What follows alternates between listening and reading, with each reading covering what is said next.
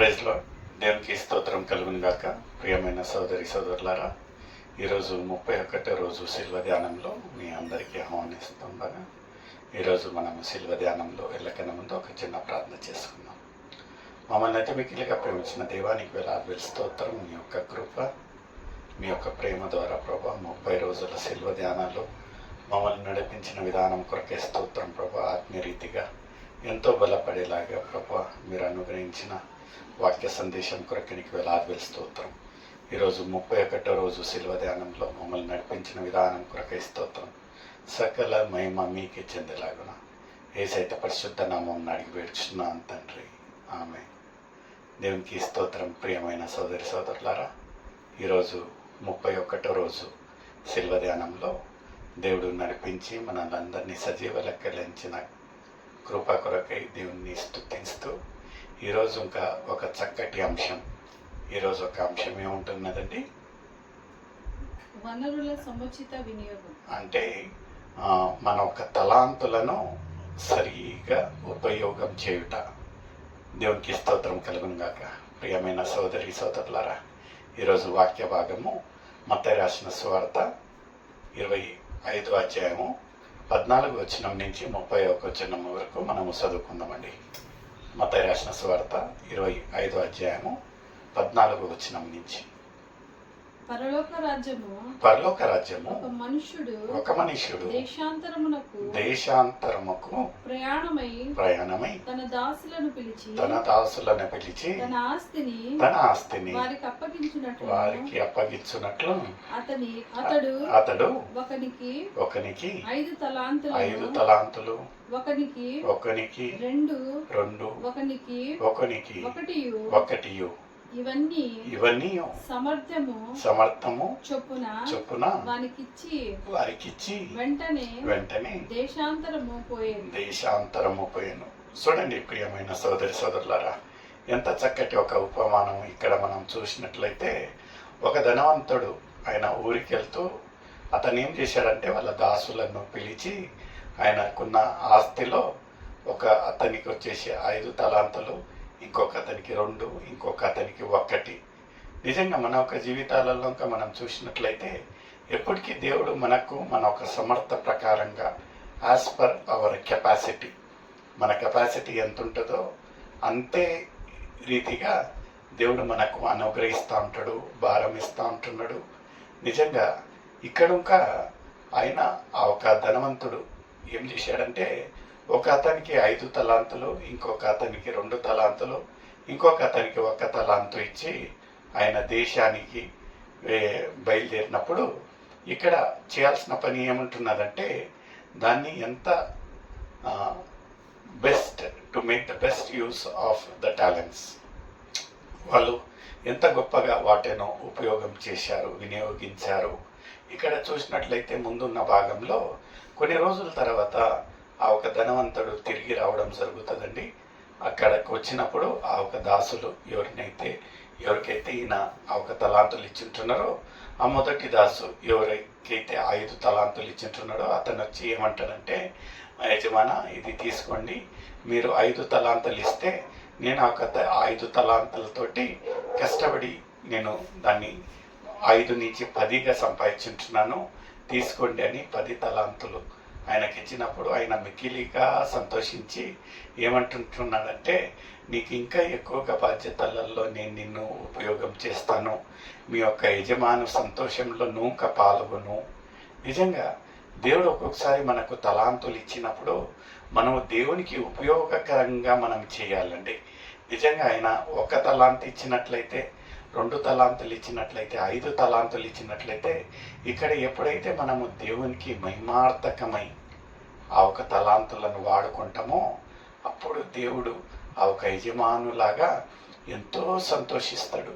ఎంతో సంతోషించి ఆస్వాదించి ఏమంటాడంటే, ఇంకా ఎక్కువగా నిన్ను వాడుకుంటాను.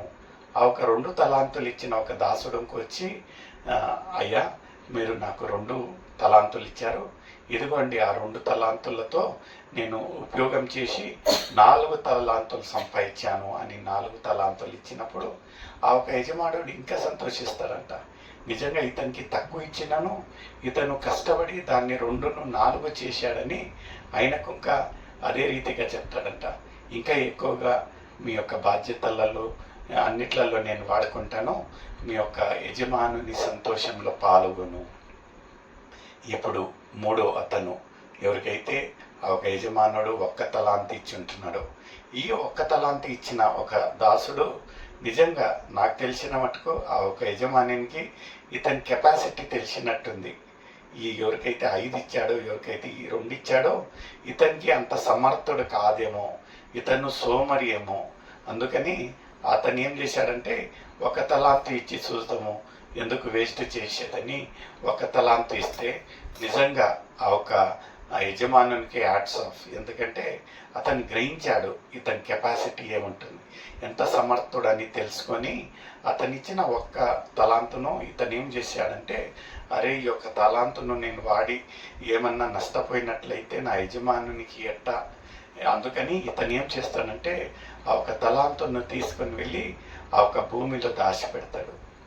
అది వచ్చి ఈ యొక్క యజమానునికి చెప్తాడు, యజమాన నువ్వైతే కష్టపడి నాకు ఆ సంపాదించి నాకు ఇచ్చి ఉంటున్నావు, దాన్ని నేను పోగొట్టడము అసలుకి ఇష్టం లేక నేనేం చేశానంటే ఆ ఒక తలాంతును ఎక్కడ ఉపయోగం చేయకుండా వాడకుండా ఎట్ట ఉంటున్నదో అలాగనే ఉంటున్నదని దాన్ని తీసుకొని వచ్చి ఇచ్చినట్లయితే యజమానునికి ఎక్కట్లేని కోపం వస్తుంది. అంటాడంట, సోమరి ఏంది నీకు ఇచ్చింది తలాంతు నువ్వు ఉపయోగం చేయక నిజంగా నువ్వు దాన్ని వాడి నష్టపోయినట్లయినా ఆయన పెద్దగా బాధపడేటోడు కాదు.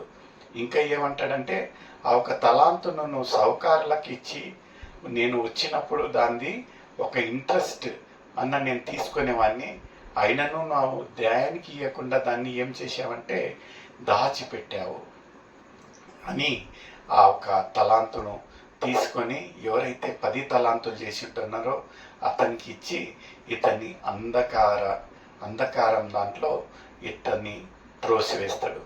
నిజంగా ఈరోజు ఈ యొక్క 31వ రోజు శిల్వ ధ్యానంలో ఈ యొక్క ఉపమానం నుంచి మనం నేర్చుకునేది ఏముంటున్నదంటే, దేవుడు మన ఒక సమర్థ ప్రకారంగా వారికి ఆ ఒక తలాంతులు ఇచ్చి ఉంటున్నాడు. నిజంగా మనం ఆ ఒక తలాంతులను లోకరీతిగా కాకుండా ఒక సృష్టికర్త మనకు ఎంతగానో ప్రేమగా అలాంటి తలాంతి ఇచ్చినప్పుడు మనము దేవునికి మహిమకరంగా ఆ ఒక తలాంతులను వాడుకున్నట్లయితే దేవుడు ఆ తలాంతులను 2 100 1000 ఫలించేదానికి సహాయం చేస్తాడు. నిజంగా మనం ఆ ఒక తలాంతును ఎక్కడ వాడకుండా సిగ్గుపడి మనము ఎందుకులే నాకేం రాదులే అన్నట్టుగైతే ఈ యొక్క ఉపమానంలో చూసినట్లు ఆ ఒక యజమానుడు ఆ ఒక్క తలాంతు అతని కాడి నుంచి ఇప్పించుకొని ఆ ఒక ఎవరైతే ఎదుగుతూ ఉంటున్నారో ఇంకా ఎక్కువగా వరదల్ని నిజంగా మన ఒక ఆత్మీయ జీవితాలలో ఇంకా దేవుడు అలాంటి తలాంతు ఇచ్చి ఉన్నాడేమో మనం గ్రహిస్తూ ఉంటున్నామా, లేకపోతే మనకు తెలిసినను దేవుని కొరకై మనము ఉపయోగపడతా ఉంటున్నామా, మనము వాటిను దేవునికి మహిమార్థంగా వాడబడకపోతే దేవుడు నిజంగా మనసు నొచ్చుకొని ఆ ఒక తలాంతును మన దగ్గర నుంచి తీసివేస్తాడు. మనల్ని ఒక చెరసాలలో వేసినట్టు మనము ఎక్కడ ఏ ఒక్క గుర్తింపు లేకుండా దేవుడు మనల్ని చేసేదానికి సమర్థుడు. ప్రియమైన సోదరుల, ఒక హెచ్చరిక నీకు నాకు, ఆ ఒక తలాంతులు దేవుని మహిమ కొరకై మనం వాడుకుంటా ఉంటున్నామా, లేకపోతే దాచుకుంటా ఉంటున్నామా, లేకపోతే ఏం లేదులే ఎందుకు వాడేది అని సోమరితనం నిజంగా లేఖనాలలో చూసినట్లయితే సోమరి నువ్వు ఎక్కడికి వెళ్ళమంటా ఉంటున్నాడు, ఆ ఒక చీమల దగ్గరికి వెళ్ళి అవి ఎలా కష్టపడతాయో ఒకసారి చూడు. కష్టజీవి, కష్టపడాలి. నిజంగా మనకు దేవుడు అనుగ్రహించిన ఈ యొక్క జీవితము దేవునికి మహిమకరంగా వాడబడాలి. ఆయన ఏం చేశాడంటే ఆయన ఒక ఆఖరి బొట్టు వరకు ఆ దారిలో వెళ్తూ ఒక గుంపు అక్కడ సిలువ వేసిన 3 చూశారంట. చూసి ఒక అతన్ని చూసి నవ్వారంట, ఏంద్రా ఈ యొక్క దొంగపోటి నుంచి రక్తం ఇంకా కారుతూ ఉంటున్నది, ఏంద్రా ఈ 2వ దొంగ అతని కాడి నుంచి ఇంకా రక్తం కారుతూ ఉంటున్నది, అయితే ఇతన్ని దగ్గరలో ఉన్న యేసయ్యను చూసి ఈయనకేంది అసలు రక్తమే కారటం లేదు, నీరు కారుతా ఉందని హేళన చేస్తూ నవ్వినట్లయితే ప్రక్కనున్న అతను చెప్పాడంట, ఆయన ఒక పరిశుద్ధ రక్తము, విలువైన రక్తము, ఆఖరి బొట్టు వరకు మన కొరకై, పాపల కొరకై ధారపోసినట్టు.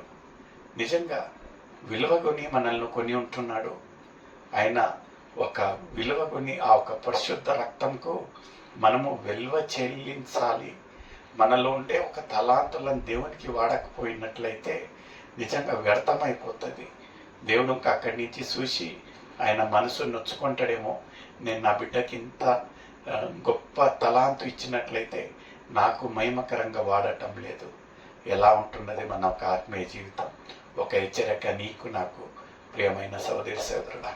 ఇంకా మనం ఆ ఒక తలాంతులను దేవుని మహిమార్థకమై వాడకపోయినట్లయితే ఇదే అనుకూలమైన సమయం, ఇదే రక్షణ దినంగా ఉంటున్నది. ఎలా ఉంటున్నది మన ఒక ఆత్మీయ జీవితం? ఒకసారి మనల్ని మనం పరీక్షించుకుందాం. Sing unto the Lord a new song, because the kingdom of heaven belongs to the kids. Praise the Lord. Greetings to you all in the matchless name of Lord Jesus Christ. As you all know, that His Grace Ministries have conducted singing competition season 1 and season 2. It's a good news for all the kids aged between 4 years to 13 years, because His Grace Ministries are launching kids special singing competition. All the details will be provided to you all if you all contact us. Registration fees for group is 500 rupees and solo 200 rupees. Don't hesitate. It's a beautiful platform live casting in Shubhavakyam channel. Thank you.